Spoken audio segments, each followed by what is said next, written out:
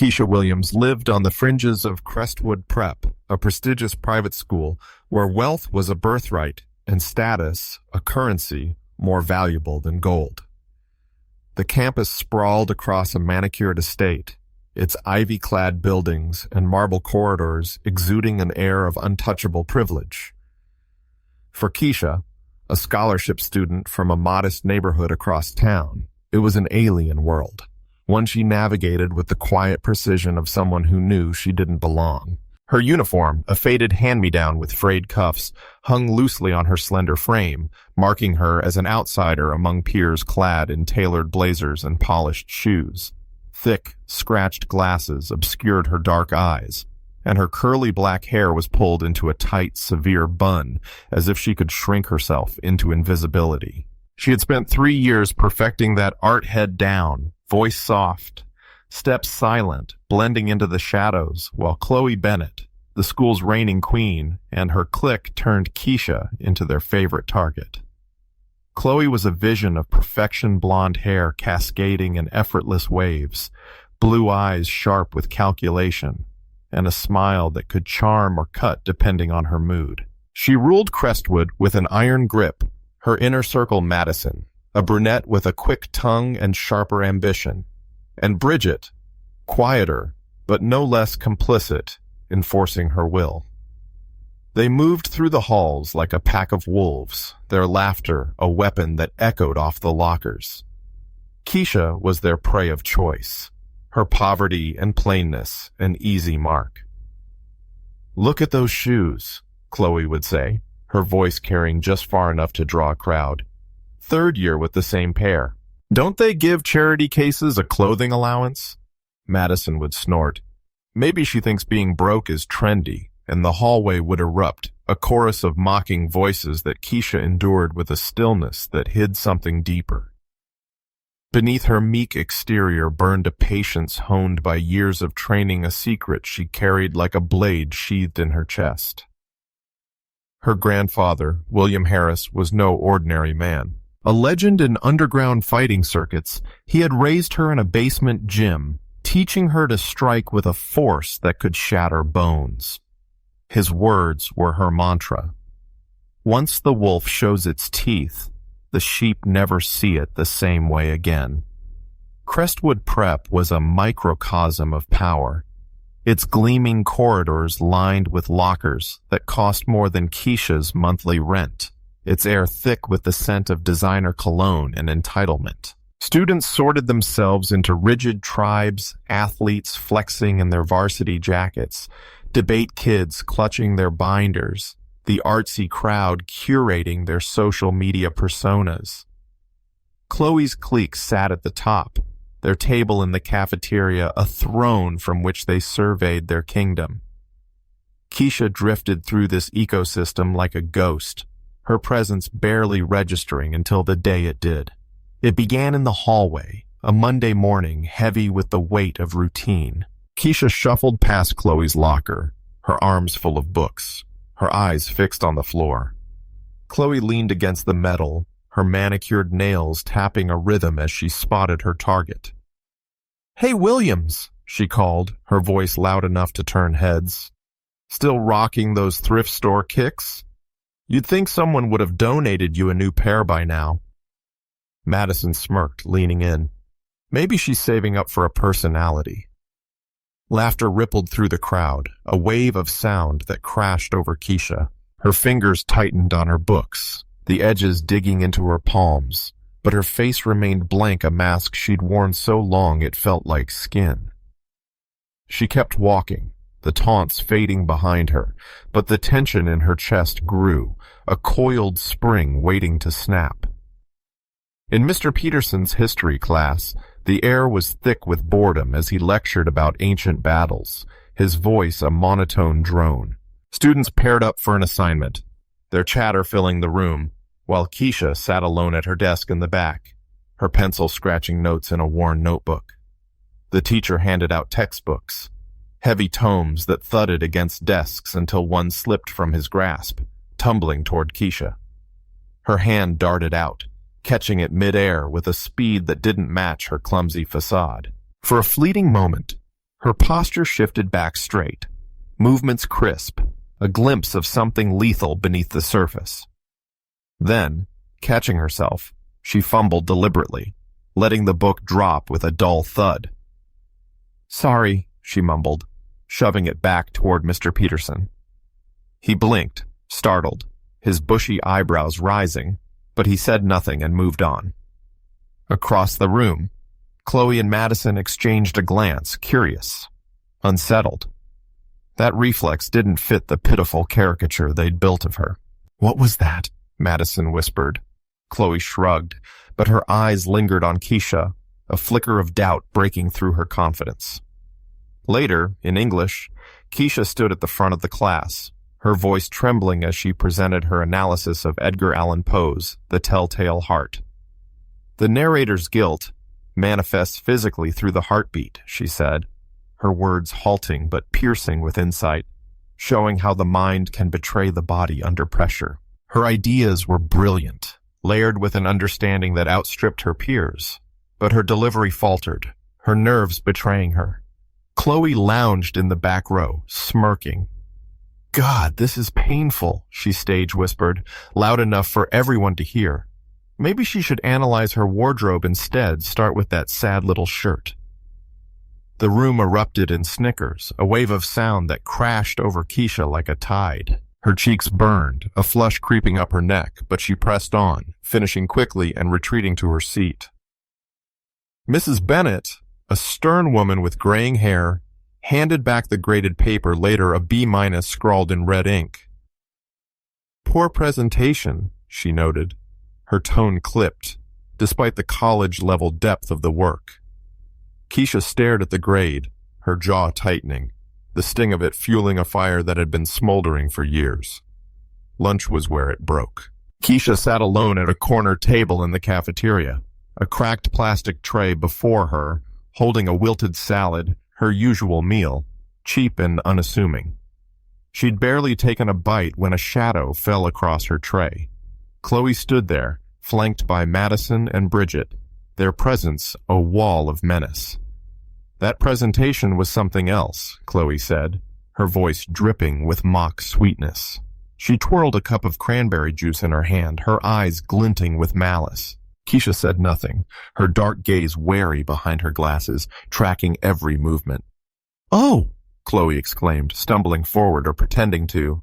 The juice splashed across Keisha's white uniform shirt, a vivid red stain blooming like blood across the fabric. "These floors are so slippery," Chloe said, her tone syrupy. "Sorry about that." The cafeteria exploded with laughter, students pointing and gasping, some whipping out phones to capture the moment. Keisha sat frozen, the cold liquid soaking through to her skin, dripping onto her lap. Under the table, her fists clenched until her knuckles turned white, nails biting into her palms, but her face betrayed nothing. No tears, no flinch, just an eerie calm that unsettled Chloe for a split second. She recovered quickly, tossing a napkin onto the table with a smirk. "Better clean up," she said, sauntering off, her friends giggling in her wake. Keisha stayed still, the noise fading into a dull roar as something inside her shifted a crack in the dam she'd built to hold herself back. That night, sleep eluded her. She slipped out of bed and descended to the basement of her modest home, a 2-story house dwarfed by the mansions of her classmates. Upstairs was plain faded wallpaper, a sagging couch, but the basement was her refuge. Mats covered the floor, worn from years of use. A heavy bag hung from a chain, swaying slightly. Wooden dummies lined the walls, their surfaces scarred from countless strikes. William Harris sat in his leather armchair when she'd arrived home earlier, The Art of War open in his lap. At 72, he was still imposing broad shoulders, a spine straight as steel, his presence a quiet command. He'd glanced at the red stain on her shirt, his gray eyes sharp, but said nothing until she set her backpack down. "Rough day?" he asked, his voice a low rumble that filled the quiet room. "Nothing new," Keisha replied, avoiding his gaze. He watched her retreat to the kitchen, then spoke again, softer but weighted. Are you still holding back? The question lingered, unanswered, as she busied herself with dinner. Now, alone in the basement, she shed her timid shell. She changed into black workout gear, simple, functional, and wrapped her hands with the efficiency of ritual. Standing before the heavy bag, her hunched posture vanished, shoulders squared, stance balanced, a fighter reborn. Her first punch landed with a force that sent the bag swinging, a sharp crack echoing in the silence.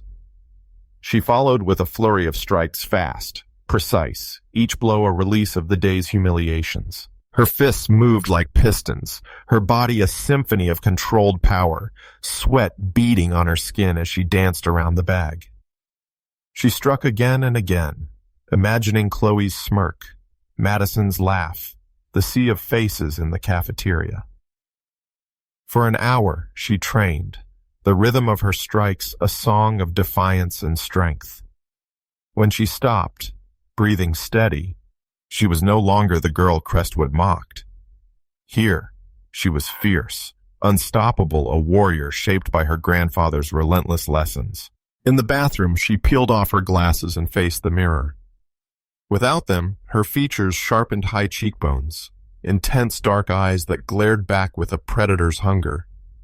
She gripped the sink, her knuckles whitening. "How much longer?" she whispered, her voice a raw edge in the quiet. A flicker of something wild crossed her face, a glimpse of the wolf beneath the sheep's clothing before she forced it down, replacing the glasses, retreating to the mask Crestwood knew. But the mask felt thinner now, cracking under the weight of her resolve. The next morning, Mrs. Bennett pulled her aside after English. "Your essay on Macbeth was exceptional," the teacher said, her tone warm but cautious. "Your grasp of power dynamics and psychological manipulation, it's remarkable for your age."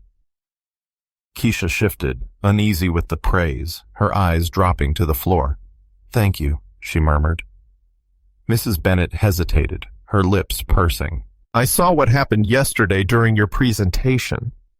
I should have stepped in. I'm sorry." Keisha looked up, startled by the regret in the teacher's eyes. For a moment, she considered spilling it all the years of torment, the weight of Chloe's cruelty, the humiliation that clung to her like a second skin. But her grandfather's warning rang clear. Once the wolf shows its teeth. "It's fine," she said softly, her voice steady. "I'm used to it, Mrs." Bennett frowned but let it go, and Keisha walked away, the teacher's apology a small spark in the darkness. That evening, she stood at the kitchen window, staring at the fading light, her hands gripping the counter. The question burst out of her, unbidden. "Why do I keep hiding?" William joined her, setting his book on the table, his weathered face etched with lines of experience. "Your mother asked me that once," he said, his voice low and deliberate. "I told her what I'll tell you. There's strength in being underestimated. They don't see you coming until it's too late." Keisha turned, her frustrations spilling over. "It feels like weakness, Granddad. Like I'm letting them win." He met her gaze, unflinching. "That's the illusion, their mistake. But once you show them who you are, there's no turning back. You fight. You face the consequences." She held his stare, a fire kindling in her chest, her voice firm. "Maybe I'm ready for the consequences." Saturday brought a folded note slipped into her locker, an invitation in Madison's neat handwriting. "Party at Chloe's, 8:00 p.m. Everyone's invited, even you. Time to bury the hatchet." Keisha's instincts screamed trap, the words too polished, too convenient after years of venom. But a buried part of her, the girl who'd once laughed with friends before her parents died in that shadowed accident, wanted to believe it might be real. She showed it to William that night, her fingers tracing the paper's edge. "You're thinking of going?" he asked, lowering his book, his gray eyes sharp with scrutiny. "I know it's probably a setup," she admitted, her voice quiet but firm. "But what if it's not?" He set the book aside, leaning forward. "The hardest test isn't fighting, Keisha. It's knowing when to walk away. Trust your gut. His words lingered, a warning she couldn't shake. But by evening, she stood before her mirror, a simple navy dress hugging her frame, her hair loose in wild curls, contacts replacing her glasses. The reflection was vulnerable yet strong, a girl stepping out of the shadows. "I won't be late," she told William, heading for the door. He nodded, concern flickering in his stoic face. "Remember what I taught you," he said, his voice a quiet command. The Bennett mansion loomed like a palace, its 3-acre estate lit with string lights that cast a golden glow over the sprawling lawn. Music pulsed from within, a steady thrum that matched the pounding in Keisha's chest as she approached, her sneakers silent on the cobblestone drive.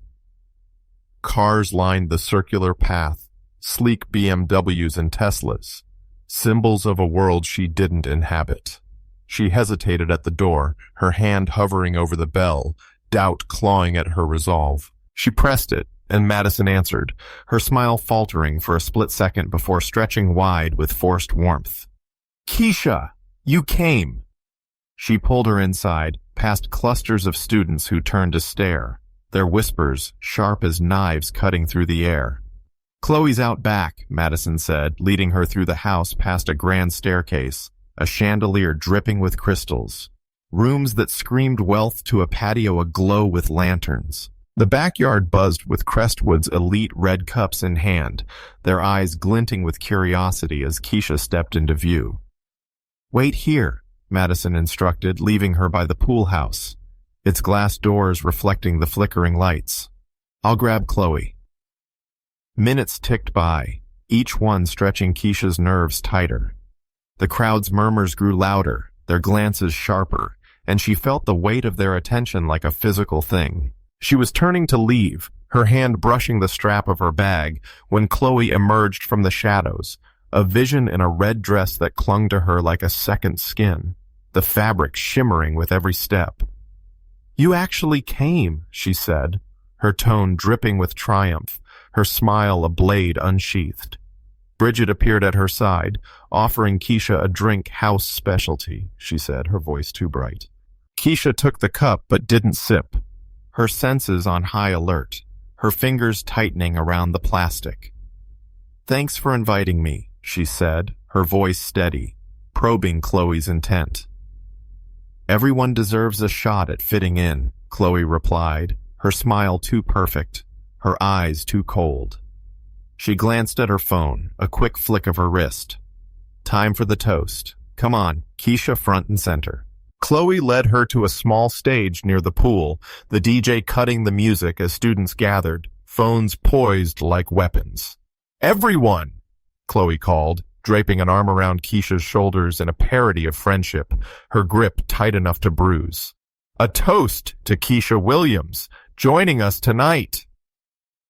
The cheers were too loud, too eager, a rehearsed roar that set Keisha's nerves alight. She scanned the crowd, instincts flaring positions, exits, threats a habit drilled into her by years of training. Then she felt it, a shadow above, a rustle of movement. She could dodge, sidestep with the grace she'd mastered, but moving now would reveal everything: her speed, her skill, the truth she'd buried. She hesitated, a heartbeat too long, and that cost her. A bucket of thick pink paint crashed down from the balcony, drenching her from head to toe. The cold shock stole her breath, the sticky mess matting her hair, dripping down her face, pooling at her feet. Her dress clung to her, ruined, the vibrant navy swallowed by garish pink. Silence fell, a stunned hush, then laughter erupted, cruel, deafening, a tidal wave of mockery. Phones flashed, capturing every angle of her humiliation, the crowd a sea of contorted faces. Chloe stepped back, grinning wide. "Pink's your color, paint girl," she said, her voice carrying over the noise. "A makeover, courtesy of me." Keisha stood frozen, paint dripping from her eyelashes, blurring her vision. Through the haze, she saw Chloe's triumph, the glee in Madison's eyes, Bridget's nervous smirk. Something snapped inside her. Not her calm, which held like steel forged in fire, but the final chain binding her true self. She wiped paint from her eyes, slow and deliberate, her movements a quiet defiance. She locked onto Chloe, her gaze unyielding, a predator sizing up prey. The laughter faltered, dying into uneasy murmurs as her stare held, cutting through the chaos. Without a word, she turned and walked away, her steps measured, her spine straight despite the weight of the paint and the eyes boring into her back. "What, no tears?" Chloe shouted, her voice edged with frustration, cracking under Keisha's silence. "Come on, paint girl!" Keisha didn't look back, the crowd parting like water before her, some snickering, others staring in quiet unease, unsure what they'd just witnessed. She walked home, a mile through quiet streets, paint drying on her skin, crusting in her hair, drawing stares from passing cars. Her sneakers left faint pink smudges on the pavement, a trail of her humiliation. William waited in his armchair, the art of war open, his eyes taking her in without surprise or judgment. "She set me up," Keisha said, her voice steady despite the tremor in her hands. "They all did." He nodded once, rising to fetch towels and a change of clothes from upstairs. "Clean up," he said gently, handing them over. "We'll talk after." In the shower, she scrubbed until her skin stung, watching pink swirl down the drain like blood washing away. The dress was ruined, a sodden heap in the corner. The memory of the night seared into her, but a cold clarity had taken root, sharp and unyielding. By Monday, Paint Girl was a legend at Crestwood. The video racked up thousands of views overnight, comments ranging from "LOL, what a loser" to "she deserves worse." Students jeered as she passed Need an Umbrella. "Paint Girl, watch out, she's dripping." Their voices a cacophony of cruelty. But Keisha didn't shrink. Her steps carried a new weight, her eyes a quiet defiance that went unnoticed amid the mockery. She moved through the halls, head still low but shoulders less hunched, a subtle shift that whispered change. That night, she sat in her darkened bedroom, the video playing on her phone for the dozenth time. She studied it with clinical detachment. Chloe's smirk, the crowd's laughter, the angles of her own stillness, her breathing slow and controlled as she calculated distances, force, the precise strikes it would take to silence them all. The door creaked open, and William stepped in, his silhouette filling the frame. "How many times?" he asked, nodding at the screen. "Enough," she replied, her voice eerily calm. He studied her, then left without a word. Moments later he returned, placing a wooden box on the kitchen table, a simple, beautiful thing she'd seen all her life but never touched. He walked away, leaving it there, an offering. Keisha approached, her fingers trembling as she lifted the lid. Inside, nestled in faded red velvet, lay a pair of combat gloves, worn leather, supple from use, meticulously cared for. She recognized them from the few photos she had of her mother, a champion fighter in shadowy circles, dead alongside her father in a crash that was never fully explained. Keisha lifted them, feeling their weight, the power they carried, her heritage, her permission. "You're ready," William said from the doorway, his voice a quiet thunder. She nodded, the gloves a promise in her hands. The next morning, she walked into Crestwood transformed. No glasses hid her eyes, now sharp and unguarded. Her curls hung free, framing her face. Her posture was tall, purposeful. In math, Madison stuck out a foot to trip her a childish trick that had worked before. Keisha sidestepped with fluid grace, her movement so natural it seemed effortless, leaving Madison blinking in confusion. Bridget frowned, whispering, "Did you see that?" The room buzzed with a ripple of uncertainty, the expected stumble replaced by something new. After school, they cornered her. Madison led the charge, flanked by Tyler and Jason senior football players who traded muscle for Chloe's favor. They dragged Keisha into an empty classroom, the door slamming shut behind them. "You're still nothing," Madison spat, her voice sharp with false bravado. "Walking around like you're somebody, it's pissing Chloe off." Tyler blocked the door, his bulk a wall, while Jason loomed closer, his height meant to intimidate. "Just a reminder of your place," he said, smirking. "The bottom." Keisha stood still, her expression unreadable, assessing 3 opponents. Confined space. Exits limited. She'd run this scenario with William 100 times. Jason grabbed her arm, his grip rough. "Hey, paint girl." His words choked off as Keisha moved. Her hand shot up, catching his wrist in a grip that belied her size, twisting with precision. She pivoted, driving her palm into his solar plexus, a controlled strike, just enough to drop him gasping to his knees. Tyler froze, his confidence crumbling. Madison recoiled, her eyes wide. "What the hell?" she whispered, staring at Jason's crumpled form. Keisha straightened, her stance reflecting years of training she no longer hid. She turned to Madison, who flinched. "Next time," she said, her voice low and lethal, "I won't hold back." She stepped over Jason, past Tyler, who pressed himself against the wall and left, the air thick with their shock.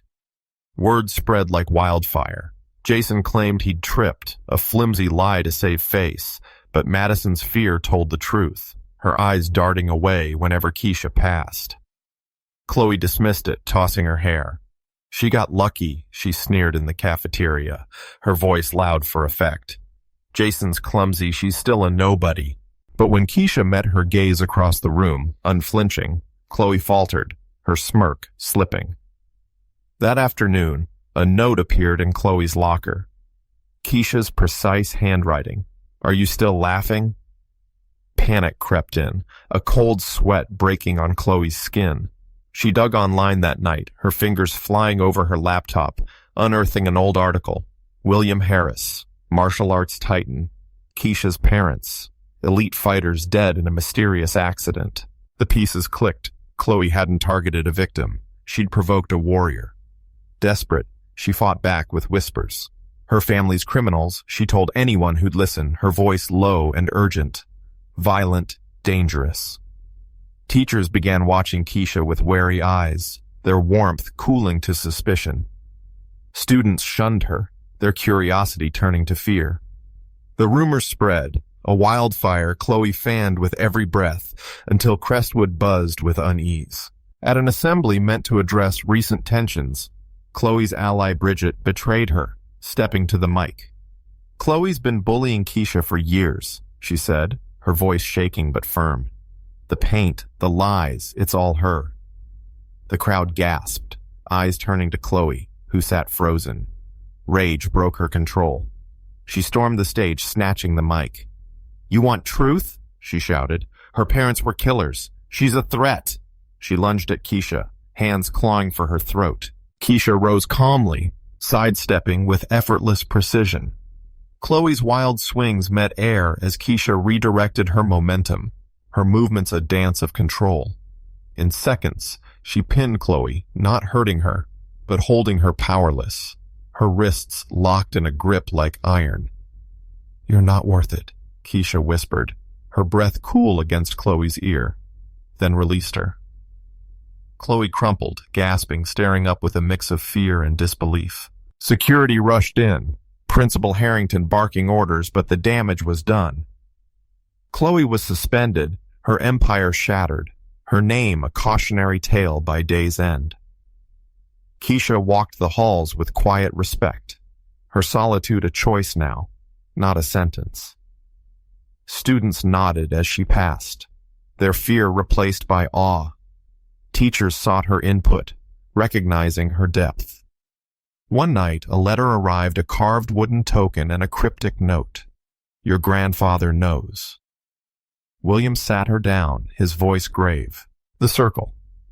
A network of fighting dynasties. They've seen your skill, your restraint. They'll test you." She climbed to her roof, staring at Crestwood's distant lights, another note in her hand. What will your legacy be? In the basement, she faced William, matching his decades of mastery strike for strike, block for block, until she saw an opening and landed a perfect hit, sending him to the mat. He rose, smiling with pride. Now they'll come. A final letter from the circle arrived, formal and direct. Keisha stood on her roof, the night stretching before her, a smile tugging at her lips. Let them come, she whispered. Crestwood was behind her. A larger world dangerous, unknown beckoned.